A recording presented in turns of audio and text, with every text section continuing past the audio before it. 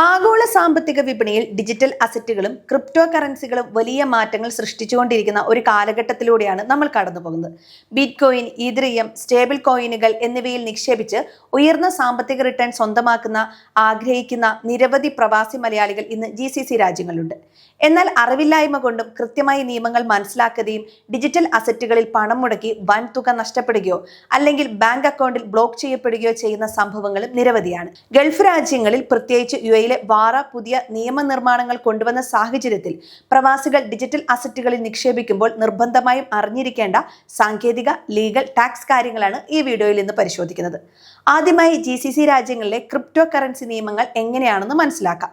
മുൻകാലങ്ങളിൽ പൂർണ്ണമായും അനിശ്ചിതത്വം നിലനിന്നിരുന്ന ഒരു മേഖലയായിരുന്നെങ്കിൽ ഇന്ന് UAE പോലുള്ള രാജ്യങ്ങൾ ഡിജിറ്റൽ അസറ്റുകളെ കൃത്യമായി ഫ്രെയിംവർക്കിന് കീഴിൽ കൊണ്ടുവന്നിട്ടുണ്ട്. ദുബായിൽ വാറ, അബുദാബിയിൽ ADGM, ബഹ്റൈനിൽ സെൻട്രൽ ബാങ്ക് ഓഫ് ബഹ്റൈൻ എന്നിവ വഴി അപ്രൂവലുള്ള ലൈസൻസ്ഡ് എക്സ്ചേഞ്ചുകൾക്ക് പ്രവർത്തന അനുമതിയുണ്ട്. ഉദാഹരണത്തിന് ബൈനാൻസ്, ബൈബിറ്റ്, റെയിൻ തുടങ്ങിയ പ്ലാറ്റ്ഫോമുകൾ GCC പ്രവാസികൾക്ക് പ്രാദേശിക കറൻസികളായ UAE ദിർഹം, സൗദി റിയാൽ, ഖത്തർ റിയാൽ എന്നിവ ഉപയോഗിച്ച് സുരക്ഷിതമായി ട്രേഡ് ചെയ്യാൻ അവസരം നൽകുന്നു. എന്നാൽ Saudi Arabia, Qatar, Kuwait, Oman തുടങ്ങിയ രാജ്യങ്ങളിൽ ക്രിപ്റ്റോ കറൻസികളെ ലീഗൽ ടെൻഡറിനായി അംഗീകരിച്ചിട്ടില്ല. അതിനാൽ തന്നെ അവിടങ്ങളിലെ പ്രാദേശിക ബാങ്കുകൾ നേരിട്ട് ക്രിപ്റ്റോ ട്രേഡിങ്ങിന് പണം അയക്കുന്നത് തടയാറുണ്ട്. UAE താമസിക്കുന്ന പ്രവാസികൾ ലൈസൻസ് ഉള്ള വെർച്വൽ അസറ്റ് സർവീസ് പ്രൊവൈഡർമാർ വഴി മാത്രം അക്കൗണ്ട് ഓപ്പൺ ചെയ്യുകയും KYC പ്രോസസ്സുകൾ കൃത്യമായി പൂർത്തിയാക്കുകയും വേണം. അൺലൈസൻസ്ഡ് പ്ലാറ്റ്ഫോമുകളോ പിയർ ടു പിയർ വഴി വ്യക്തികളിൽ നിന്ന് നേരിട്ടോ ഡിജിറ്റൽ അസറ്റുകൾ വാങ്ങുന്നത് നിങ്ങളുടെ ബാങ്ക് അക്കൗണ്ട് എന്നേക്കുമായി ഫ്രീസ് ചെയ്യപ്പെടാൻ കാരണമായേക്കാം. പിയർ ടു പിയർ ഇടപാടുകളിൽ കള്ളപ്പണം വെളുപ്പിക്കൽ ലംഘനങ്ങൾ ഉണ്ടായാൽ ലീഗൽ നോട്ടീസുകളും ട്രാവൽ ബാനുകളും വരെ നേരിടേണ്ടി വരും. രണ്ടാമതായി, പ്രവാസികൾ ഏറ്റവും കൂടുതൽ ശ്രദ്ധിക്കേണ്ടത് ഇന്ത്യയിലെ ആദായ നികുതി നിബന്ധനകളും TDA വ്യവസ്ഥകളുമാണ്. നിങ്ങൾ GCCയിലെ പ്രവാസി പദവിയിൽ ഇരുന്നു കൊണ്ട് വിദേശ പ്ലാറ്റ്ഫോമുകളിൽ ക്രിപ്റ്റോ ട്രേഡിംഗ് നടത്തി നേടുന്ന ലാഭത്തിന് ഗൾഫ് രാജ്യങ്ങളിൽ നിലവിൽ വ്യക്തിഗത ആദായ നികുതിയില്ല. എന്നാൽ ഈ ക്രിപ്റ്റോ പ്രോഫിറ്റ് ഇന്ത്യയിലെ NRO അക്കൗണ്ടുകളിലേക്കോ ഇന്ത്യൻ ബാങ്ക് അക്കൗണ്ടുകളിലേക്കോ നേരിട്ട് പിൻവലിച്ചാൽ ഇന്ത്യയിലെ നികുതി നിയമങ്ങളിൽ ബാധകമാകും. ഇന്ത്യൻ ആദായ നികുതി നിയമപ്രകാരം വിർച്വൽ ഡിജിറ്റൽ അസറ്റുകളിൽ നിന്നുള്ള ലാഭത്തിന് 30% നികുതിയും കൂടാതെ 1% TDSും നൽകേണ്ടതുണ്ട്.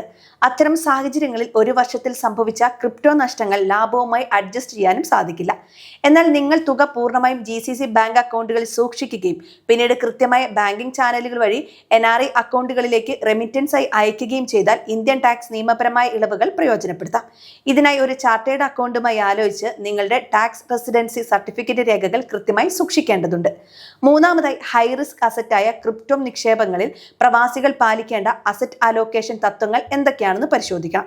ക്രിപ്റ്റോ കറൻസികൾ അതിവേഗത്തിൽ ഉയർന്ന റിട്ടേൺ നൽകാൻ സാധ്യതയുള്ളതുപോലെ തന്നെ ഒരൊറ്റ ദിവസം കൊണ്ട് 30 മുതൽ 50% വരെ ഇടിയാനും സാധ്യതയുണ്ട്.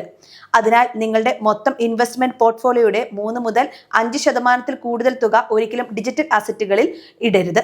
നിങ്ങളുടെ സമ്പാദ്യത്തിന്റെ ഭൂരിഭാഗവും പരമ്പരാഗത നിക്ഷേപങ്ങളായ മ്യൂച്വൽ ഫണ്ടുകൾ, NRI, ബാങ്ക് ഡെപ്പോസിറ്റുകൾ, റിയൽ എസ്റ്റേറ്റ്, സ്വർണം എന്നിവയിൽ സുരക്ഷിതമായി നിക്ഷേപിച്ച ശേഷം മാത്രം ബാക്കിയുള്ള തുക ക്രിപ്റ്റോ പോലുള്ള ഹൈ റിസ്ക് അസറ്റുകളിൽ പരീക്ഷണാടിസ്ഥാനത്തിൽ നിക്ഷേപിക്കുക.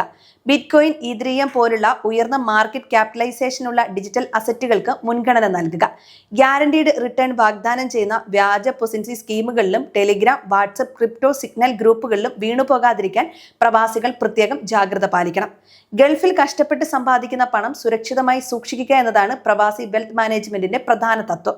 നിയമാനുസൃതമായ ലൈസൻസ് ഉള്ള എക്സ്ചേഞ്ചുകൾ മാത്രം ഉപയോഗിക്കുക. ബാങ്കിംഗ് മാനദണ്ഡങ്ങൾ കൃത്യമായി പാലിക്കുക. കൃത്യമായ പോർട്ട്ഫോളിയോ അലോക്കേഷൻ തുടരുക. നിങ്ങളുടെ സാമ്പത്തിക ലക്ഷ്യങ്ങൾ വ്യക്തമായി മനസ്സിലാക്കി മാത്രം ഇൻവെസ്റ്റ്മെന്റ് തീരുമാനങ്ങൾ എടുക്കാൻ ശ്രദ്ധിക്കുക.